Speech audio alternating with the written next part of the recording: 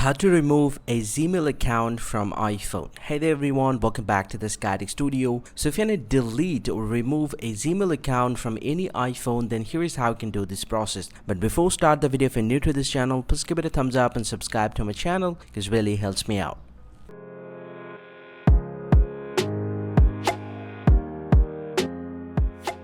Well, so now to delete or remove a Gmail account from iPhone, just simply go and open up the settings app from your iPhone, and from the settings just scroll down to the very bottom and then tap on apps here. Now once you're here inside the apps section, you just have to scroll down a little bit and find out the mail application.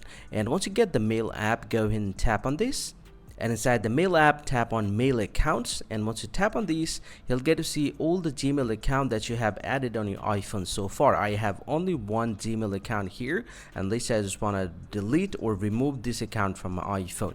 Now to do that, go and tap on the Gmail account here, and you'll get to see the delete account button. You can tap on delete account and then go and tap on delete from iPhone, and a Gmail account will be immediately deleted or removed from your iPhone. Hope you find this very helpful, guys. If you do, please drop a like and subscribe to the channel. See you guys around, and thank you very much for watching.